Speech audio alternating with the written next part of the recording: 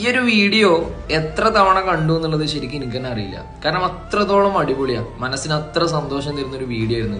ശരിക്കും ഇയാളുണ്ടല്ലോ ഒരു പാടാണ് കേട്ടോ എല്ലാ ഫുട്ബോളേഴ്സിനും.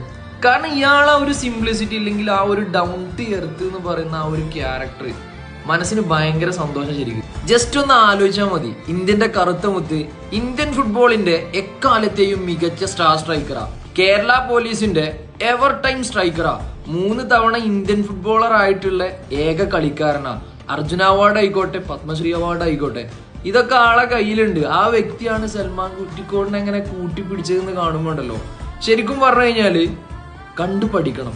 ഒരു ചാനൽ അഭിമുഖത്തില് ഇന്റർവ്യൂ ചെയ്യുന്ന ആള് IM വിജയനോട് ചോദിച്ചു, നിങ്ങള് ഇത്രത്തോളം വലിയൊരു പൊസിഷനിൽ എത്തിയിട്ടും എന്തുകൊണ്ടാണ് നിങ്ങൾ ഇത്ര സിമ്പിൾ ആയിട്ട് ഒരു കോമൺ മാൻ നടക്കുന്ന പോലെ നടക്കുന്നതെന്ന് ചോദിച്ചു.